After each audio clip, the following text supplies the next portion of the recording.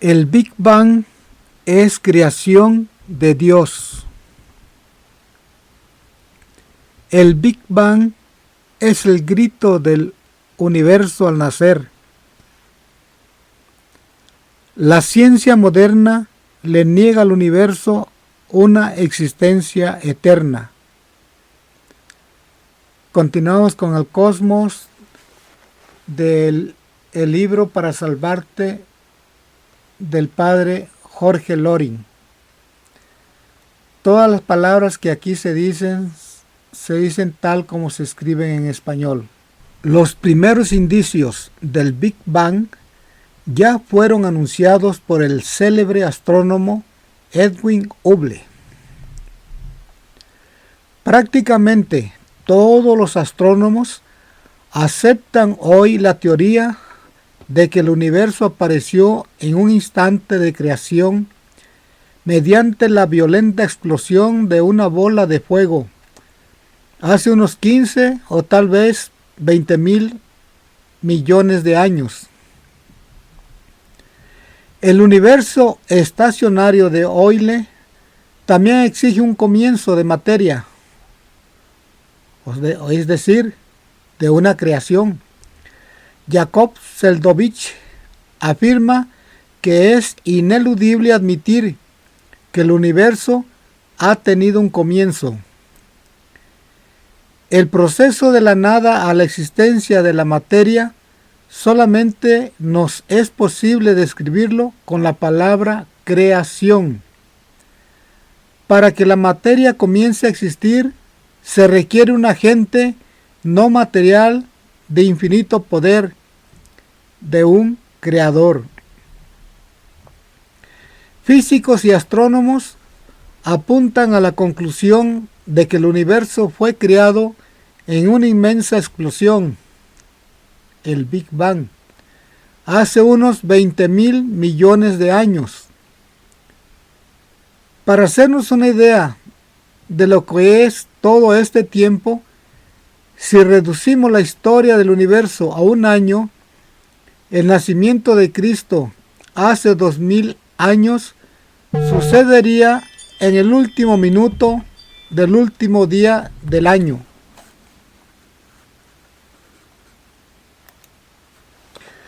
Precisamente el Premio Nobel de Física de 1978 se concedió a los radioastrónomos Arno Pesias y Robert Wilson, especialistas en microondas, por haber recogido por primera vez en la historia el eco que queda de la gigantesca explosión que tuvo lugar en el comienzo de la creación del cosmos.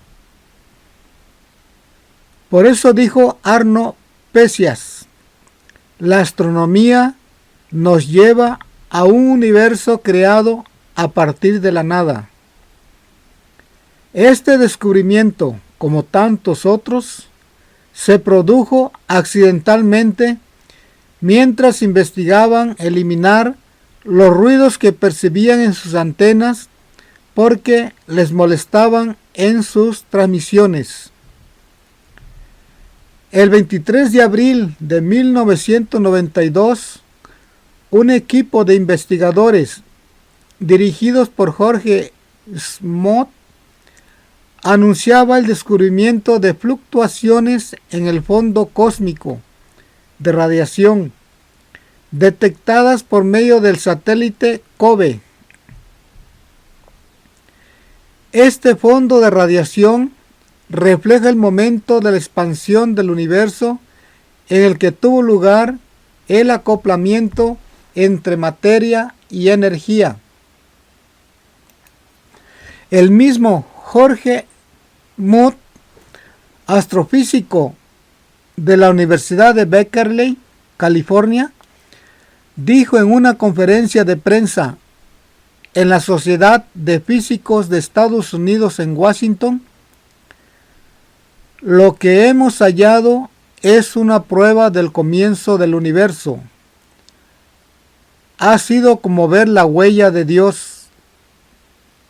El Big Bang es una explicación científica de la creación.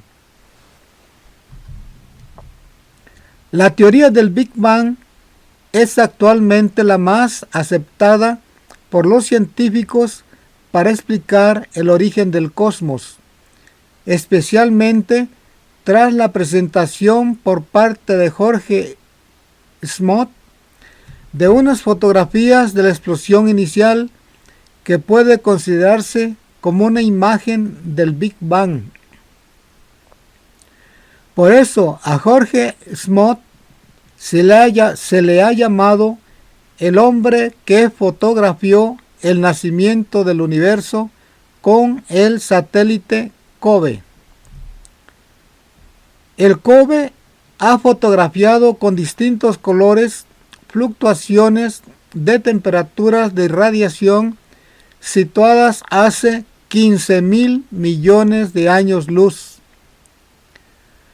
Todo esto confirma la teoría de la expansión del universo expuesta por primera vez por el sacerdote científico belga, profesor de la Universidad de Lovaina, Jorge Lemaitre, por los años 30 de este siglo. Las estrellas se separan unas de otras, como se alejan entre sí los puntos pintados en un globo al irse hinchándose. La teoría del universo pulsante, de sucesivas expansiones y contracciones, es puro parto de la fantasía. No tiene ninguna confirmación científica, mientras que la teoría del Big Bang del universo en expansión tiene multitud de comprobaciones científicas. La imposibilidad del universo oscilante quedó clara en el artículo de Good y Blutman en la revista Nature del año 1984. Hay procesos irreversibles. Un huevo frito jamás puede volver a ser un huevo crudo. Es físicamente sin sentido el hablar de volver al pasado. La hipótesis de que después de la expansión del cosmos vendrá una contracción ha sido descartada por los astrofísicos que han participado en la reunión de la Sociedad Americana de Astronomía celebrada en Washington en enero de 1998. Lo mismo creen los científicos que controlan el Observatorio Espacial ISO, quienes han medido la cantidad de materia que existe en el universo para concluir que ésta es insuficiente para frenar mediante la gravedad su ritmo de expansión. Entre otros muchos, existe un libro científico que trata sobre el origen del cosmos. Se titula Los 3 primeros minutos. Es una vista moderna del origen del universo por Steven Weinberg, profesor de ciencias de la Universidad de Harvard, Premio Nobel de Física en 1980. De este libro dice el Premio Nobel de Física T.D. Lee: este libro presenta el tema con claridad y gran precisión científica. Y un comentarista del New Yorker afirma: cuando antes se creía que era una locura pensar en la creación, después de leer este libro, lo que parece locura es no aceptar la creación. El estudio de Weinberg ha sido muy bien recibido en el mundo científico, según se deduce del artículo de Michel de Lemonique en la famosa revista norteamericana Time o Time. Robert Jastrow, científico y autor internacionalmente reconocido que es el fundador del Instituto Goddard para Estudios Espaciales de la NASA, profesor de Astronomía y Geología en la Universidad de Columbia y profesor de Ciencias de la Tierra en el Dartmouth College, que ha sido una figura relevante en el programa espacial norteamericano desde su comienzo y fue el presidente del Comité de Exploración Lunar de la NASA, dice: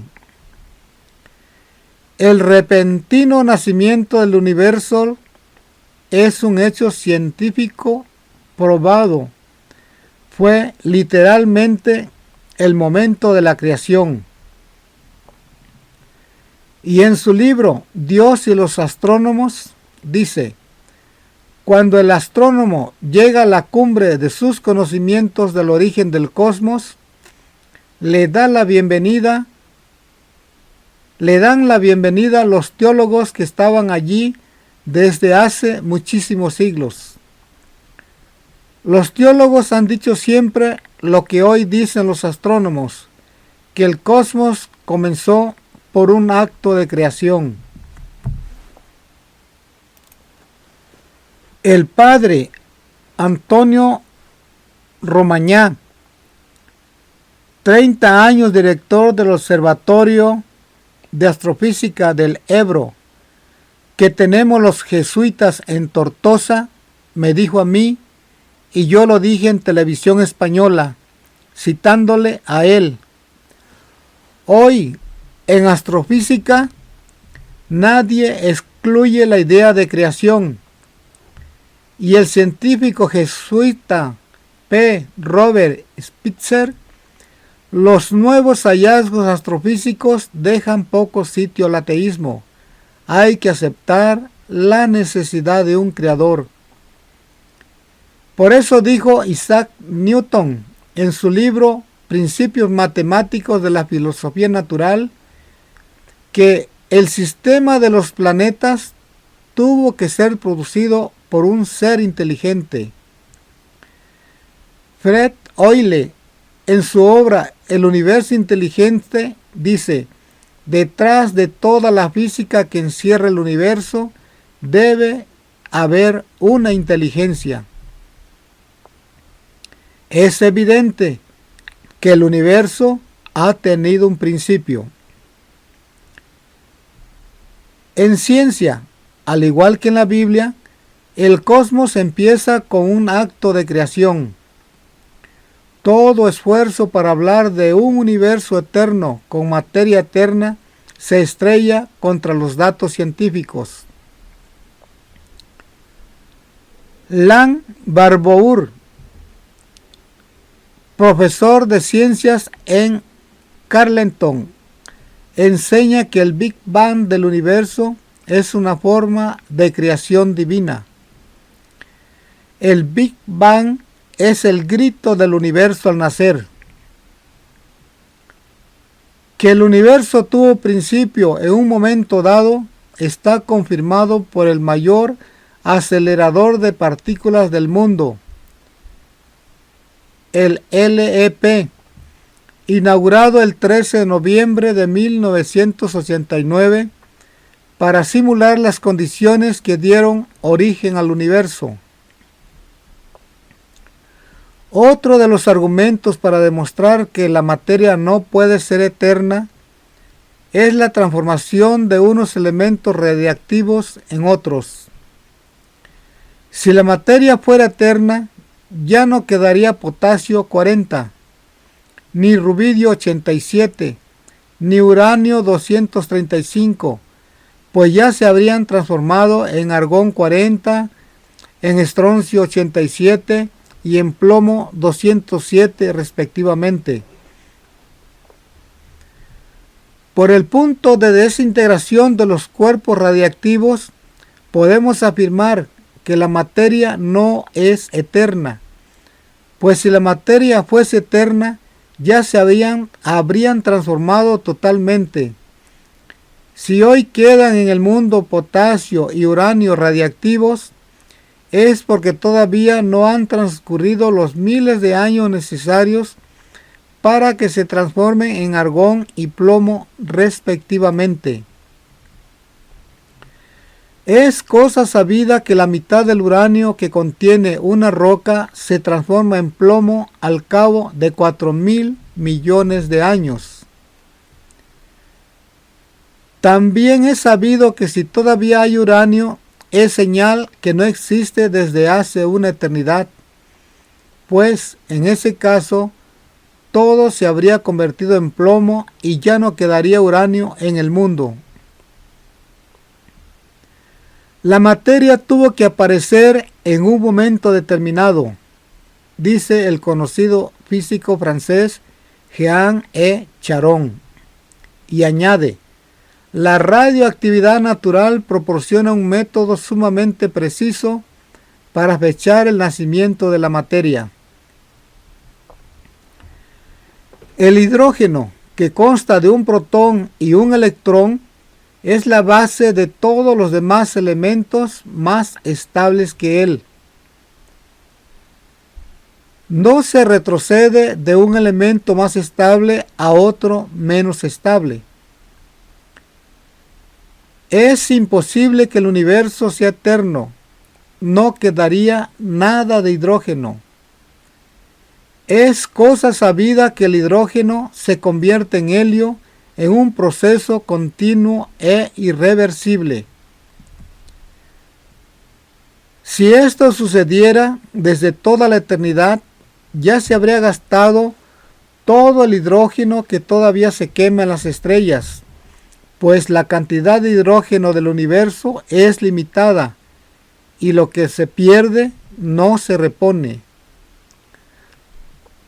Esta fue la explicación que dio el astrónomo soviético Fesenkov en la Academia de la Unión Astronómica Internacional, celebrada en Roma en 1952, hablando sobre el origen de las estrellas.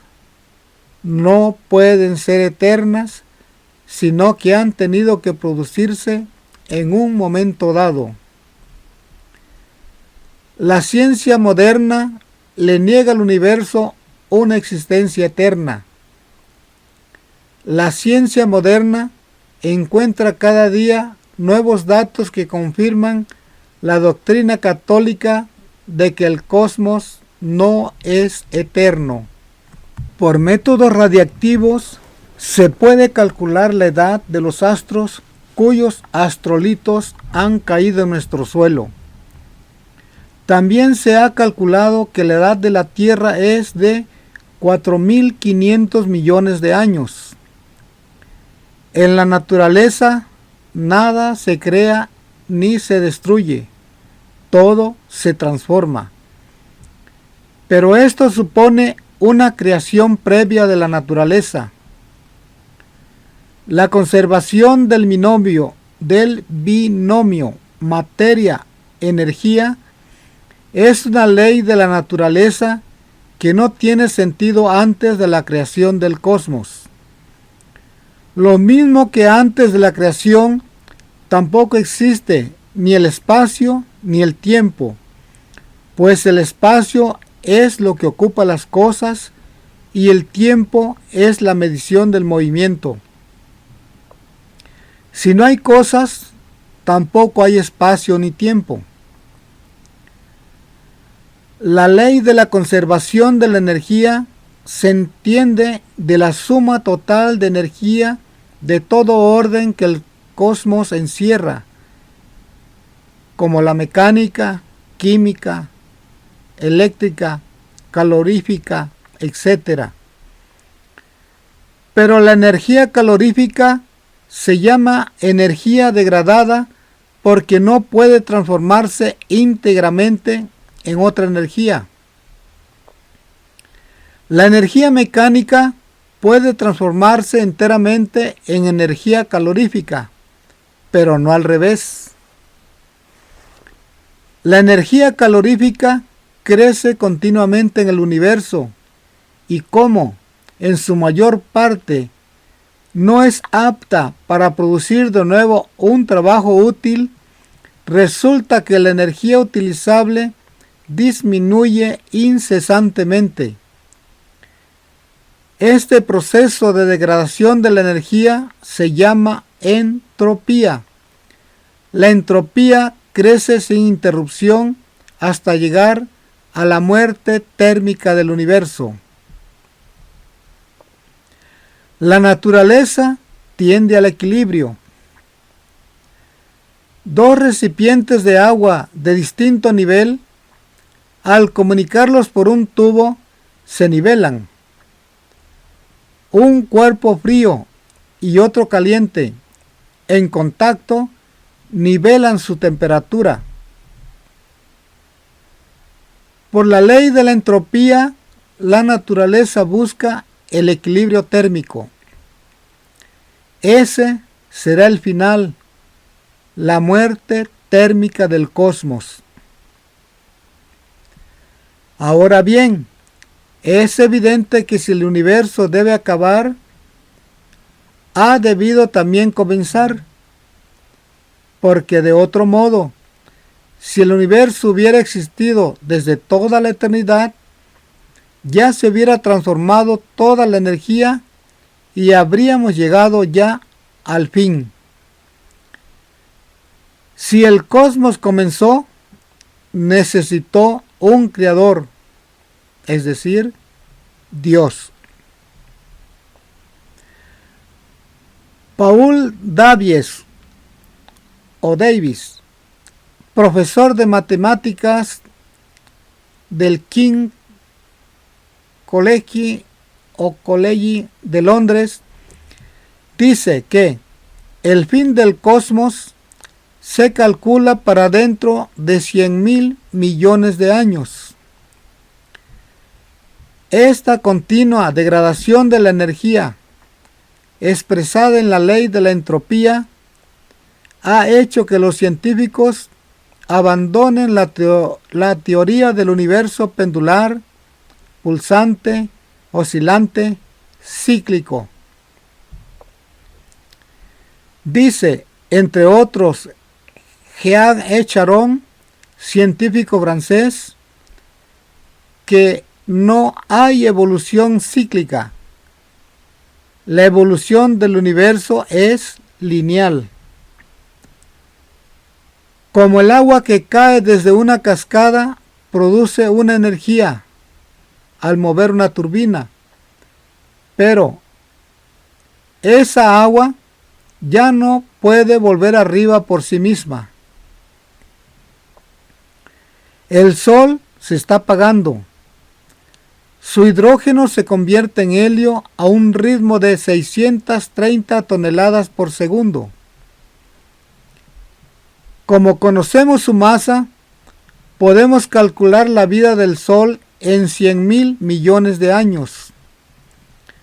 Como ya lleva existiendo 5.000 millones, quiere decir que le quedan de vida todavía 95.000 millones de años. Arthur Eddington, considerado como uno de los más grandes astrofísicos de los últimos tiempos, habla en su libro The Nature of the Psychical World de la muerte térmica del universo. Es la ley de la entropía. John Polkin Orne, profesor de física matemática y miembro de la Royal Society de Inglaterra, dice: la cosmología moderna nos asegura que el universo está condenado a morir en un tiempo del orden de decenas de millones de años. Pero no hay duda de que el universo se está descargando. Si yo veo en un reloj de arena caer esta del cono de arriba al de abajo, comprendo que dentro de algún tiempo habrá pasado todo abajo. No encuentro ninguna dificultad en aceptar las consecuencias de la teoría científica actual por lo que concierne al porvenir, la muerte térmica del universo. Quizás sea dentro de billones de años, pero el reloj de arena se vacía lenta pero inexorablemente. Debemos fijar su carga en alguna época. El principio del proceso mundial presenta dificultades insuperables, a no ser que convengamos en considerarlo como sobrenatural. Son palabras de Eddington. Dice el padre Carreira, profesor de física y astronomía en la Universidad de Cleveland, Estados Unidos. Tenemos una perfecta concordancia entre la ciencia moderna y la idea bíblica y cristiana de la creación. El universo comienza por creación. El concepto de creación está en perfecto acorde con la física y la astrofísica modernas. La ciencia moderna lleva naturalmente por las medidas experimentales y también por el desarrollo teórico de la astrofísica a la idea de un universo creado. La ciencia moderna afirma, como dato científico, que el universo tiene una edad limitada, que hay un tiempo máximo de las estructuras que observamos y que antes no hay estructura material que se pueda describir por las leyes físicas. El Papa Pío XII les dijo a los científicos del mundo entero, reunidos el 22 de noviembre de 1951, que la ciencia de hoy ha confirmado con la exactitud propia de las pruebas físicas que nuestro universo es obra de un creador. ¿Por qué existimos? ¿Por qué existe el universo? Son dos preguntas que el hombre se ha hecho desde el albor de su existencia. En el siglo XX, estas preguntas se han hecho con las herramientas que facilita la física moderna. En esta época que nos ha tocado vivir, la física responde, mediante la aplicación del método científico, a preguntas que antes se hacían la filosofía o la teología. El físico británico Chris Isham, experto en cosmología cuántica, al analizar la realidad de una singularidad demostrada matemáticamente, expresa su convicción de: no hay duda de que la existencia de este punto singular a la idea de un creador. El astrónomo americano ha dicho: el cosmos es un vasto conjunto de creación y orden. Esta creación y este orden solo pueden ser debidos a dos causas: o a una casualidad o a un plan. Pero cuanto más complejo y difícil es un orden, más remota es la posibilidad de que sea casual. El azar es el caos, la ausencia de toda norma o ley. En este sentido ha quedado para la historia la frase de Einstein, donde dice: Dios no juega los dados. Toda la historia de la ciencia ha consistido en una comprensión gradual de que los hechos no ocurren de una forma arbitraria, sino que reflejan un orden subyacente son palabras de Stephen W. Hawking en su libro Historia del Tiempo. A.C. Morrison, que fue presidente de la Academia de Ciencias de Nueva York, publicó un libro titulado El hombre no está solo, que batió todos los récords de venta en el mundo entero. De él extractamos lo siguiente: apoyándonos en leyes matemáticas irrefutables, hay que llegar a admitir que el universo necesariamente ha sido ideado y hecho por una inteligencia superior. El universo, se mire por donde se mire, tanto en su origen como en su evolución, se rige por unas leyes precisas y determinadas. La tendencia universal de la materia a organizarse, culminando con la vida, nos habla que todo este proceso no puede ser algo que resulta por pura casualidad. Por otra parte, la ciencia nunca podrá contestar a preguntas como: ¿de dónde procede la energía primera para la creación del universo? ¿Qué había antes de la explosión originaria? ¿Quién pudo poner orden en aquella metralla cósmica? Son preguntas imposibles de responder si no se recurre a la idea de Dios.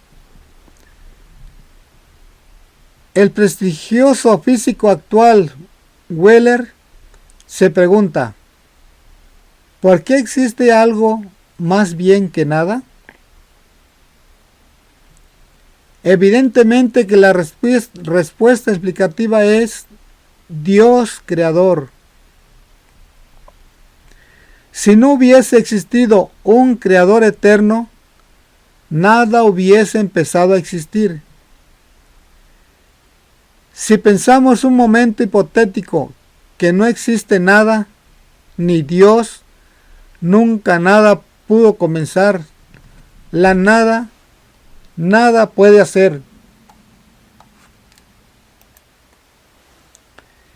Carlos Rubia, Premio Nobel de Física, dice: hemos descubierto una precisa imagen de nuestro mundo. Para mí está claro que esto no puede ser consecuencia de la casualidad. Hay evidentemente alguien haciendo las cosas como son. En 1973, Jean Heitmann, astrónomo titular del Observatorio de París, publicó un libro titulado Introducción a la Cosmología, en el que después de muchas páginas de fórmulas matemáticas termina hablando del origen de la materia y dice esta frase: esto es en toda su sencillez el fiat lux, expresión bíblica del momento de la creación. Son muchos los científicos creyentes, no solo del pasado, como Volta y Ampere, que eran creyentes, sino también científicos actuales, algunos premios Nobel. En el 21 Congreso del Premio Nobel, celebrado en Lindau, Alemania, habló el profesor de la Universidad de Cambridge, Paul Dirac, Premio Nobel de Física, que murió en octubre de 1984, uno de los físicos más destacados del siglo XX, en frase del también célebre científico británico Fred Hoyle. Está considerado como uno de los fundadores de la mecánica ondulatoria y descubridor de la antimateria, al intuir la existencia del positrón, o sea, el electrón positivo, que más tarde fue descubierto por David Anderson, también premio Nobel. Más tarde, otro Nobel, Emilio Segre, descubrió el antiprotón o protón negativo. El choque de materia y antimateria libera una energía 1000 veces superior a la energía nuclear convencional. Esto tendría enorme aplicación en el campo de las naves espaciales que podrían volar a 100.000 kilómetros por segundo. Dirac afirmó que es necesario admitir la existencia de Dios en la creación del universo, pues atribuirlo a la casualidad no es científico. Hoy, a muchos hombres cultos y entregados a la investigación científica, la fe religiosa no les parece inconciliable con las certezas científicas. Es falso creer que la fe es algo perteneciente al pasado más remoto de nuestra civilización. Yo sostendría lo contrario. Hoy día, la mayor parte de los científicos, empezando por los físicos nucleares, tienen una actitud muy respetuosa ante la religión, o son ellos mismos cristianos practicantes. Bernard Lowell, el astrónomo de Jodrell-Bank, me decía que nadie se atreve hoy a formular teorías de tipo positivista o materialista sobre el origen o el fin del universo. El hombre puede conocer cómo fue el origen del cosmos, pero la explicación del cómo no excluye el por qué. Es decir, siempre queda en pie la necesidad de un ser inteligente, autor de las leyes del cosmos. Todo esto acontece como si este universo nuestro fuera la obra de un compositor. Alberto Einstein, muerto en 1965, uno de los mayores físicos y matemáticos de nuestro tiempo, Premio Nobel de Física en 1921, que demostró matemáticamente que la velocidad de la luz es velocidad límite y no se puede superar. Era creyente. Einstein siempre se ha defendido de la acusación de que él era ateo. La opinión generalizada de que yo sería ateo se funda en un gran error. Creo en un Dios personal. Paul Johnson dice de Einstein: reconocía la existencia de Dios y de normas absolutas del bien y del mal. Einstein reconoció su humilde admiración hacia un espíritu superior e ilimitado. Afirmaba que el hombre de ciencia tiene que ser profundamente religioso. Decía con frecuencia: la ciencia sin religión es coja, y la religión sin ciencia es ciega. Edmundo Whittaker, profesor de la Universidad de Edimburgo, se convirtió al catolicismo como fruto de sus investigaciones sobre el origen del universo. Fueron creyentes lumbreras de la antigüedad como San Agustín, Santo Tomás y Miguel Ángel, que siempre rezaba de rodillas antes de empezar a trabajar en su obra de arte. Y también lo mismo que Newton, era creyente Kepler, Le Verrier, descubridor del planeta Neptuno. Fue ferviente católico. Laplace murió como fervoroso cristiano, asistido por un sacerdote. Incluso Galileo, a pesar de su lamentable proceso, murió como buen cristiano en 1642. Copérnico, a quien debemos el sistema heliocéntrico, y Lemaitre, muerto en 1966, autor de la teoría de la expansión del universo hoy en boga, fueron sacerdotes. Católicos fueron Roentgen, Madame Curie, Pasteur, Marconi, Lavoisier. Un destacado historiador, Deudener, tan solo ha hallado en el campo de las ciencias naturales un 2% de científicos de fama que se declaren materialistas y ateos, entre 8.847 nombres de sabios citados por Poggendorff en su diccionario de ciencias exactas. La inmensa mayoría son creyentes e incluso un 10% son sacerdotes o religiosos.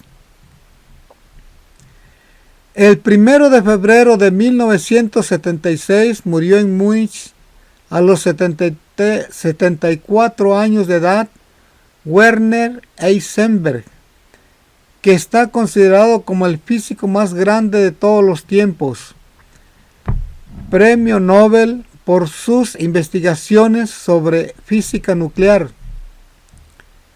Él formuló matemáticamente la teoría unificadora de los campos energéticos, gravitatorio, electromagnético y nuclear, fuerte y débil, que son las energías que conocemos, lo cual Einstein no consiguió a pesar de sus esfuerzos. En abril de 1969 pasó por Madrid. En una entrevista que hizo para la prensa, dijo entre otras cosas: lo que sí creo es en Dios y que de Él viene todo.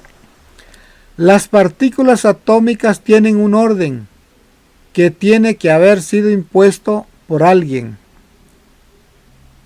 Heisenberg le dijo a Vitila Oria: la teoría de un mundo creado es más probable que la contraria, desde el punto de vista de las ciencias naturales. La mayor parte de los hombres de ciencia que yo conozco han logrado llegar a Dios. En un ABC dominical leí que Wernher von Braun, padre de la astronáutica y cerebro de los vuelos espaciales que han llevado al hombre a la luna, manifestaba que era creyente y que todos los días oraba a Dios. Decía: el hombre tiene necesidad de fe como tiene necesidad de agua y de aire. Tenemos necesidad de creer en Dios. Faraday dijo: la noción de Dios llega a mi espíritu por caminos tan seguros como los que conducen a verdades de orden físico. Dice Salvador de Madariaga que los hombres más eminentes de la vanguardia de la ciencia no vieron que hubiera nada en su actitud científica que les impidiera creer en Dios. Y Alexis Carrel, muerto en 1944, Premio Nobel de Medicina, dice: Yo creo todo aquello que la Iglesia Católica quiere que creamos. Y para hacer esto no encuentro ninguna dificultad, porque no encuentro en la verdad de la Iglesia ninguna oposición real con los datos seguros de la ciencia. Manuel Carreira, doctor en ciencias físicas y profesor de la filosofía de la ciencia en la Universidad de Cleveland, dice: ni por ser sacerdote he tenido que viciar un razonamiento científico, ni fue preciso nunca que cerrase mis ojos a la ciencia para mantener la fe. Es completamente falsa la imagen de que una ciencia que al progresar arrincona o elimina las realidades espirituales y sobrenaturales. El premio Nobel Paul Sabatier, muerto en 1941, ha dicho: contraponer la ciencia con la religión es cosa de gente poco experta en uno y en otro tema. El doctor Juan Oró, nacido en Lérida, que es uno de los más prestigiosos bioquímicos de Estados Unidos y que trabaja para la NASA, afirma: para mí no hay contradicción entre fe y ciencia. Podríamos añadir: el médico Pasteur, el biólogo Mendel, el astrónomo Le Verrier, los físicos Volta, Ampere, Faraday, Galvani, Foucault, etc. Muchos científicos son católicos como Pasteur, de Broglie, Schrödinger, Pauli y Max Planck, que se convirtió al catolicismo al final de su vida, como afirmó el profesor Stanley L. Haki, húngaro, profesor de varias universidades de Estados Unidos, en el Congreso sobre Física y Religión celebrado en Madrid de 1990. El 23 de agosto de 1985 le oí decir al rector de la Universidad de Santander y catedrático de Física de Francisco González de Posada, en unas conferencias que pronunció en Laredo: la ciencia de hoy no le da al ateo ningún dato que le confirme en su ateísmo. El ateo no puede tener evidencia racional de que Dios no exista, ya que ni la ciencia ni la razón demuestran que Dios no exista. Sir John Eccles, Premio Nobel de Medicina por sus trabajos en el cerebro humano, ha dicho: el materialismo carece de base científica. Santiago Ramón y Cajal, Premio Nobel 1906, jamás dudó de la existencia de Dios. En frase de su hermano Pedro, quien además afirma que si él hubiera llegado a tiempo, su hermano Santiago hubiera muerto con los sacramentos. Leonardo Torres Quevedo, que murió en Madrid el 18 de diciembre de 1936 a los 84 años de edad, fue ingeniero y matemático. Inventó en 1895 una máquina de calcular ecuaciones que es precursora de las computadoras electrónicas de hoy. El 10 de febrero de 1916 se inauguró en las cataratas del Niágara el transbordador que Torres Quevedo proyectó y se adjudicó en concurso internacional y sigue funcionando en la actualidad. En 1914 inventó el ajedrecista mecánico que siempre gana Es una máquina precursora de los robots de hoy. Se conserva en la Escuela de Ingenieros de Caminos.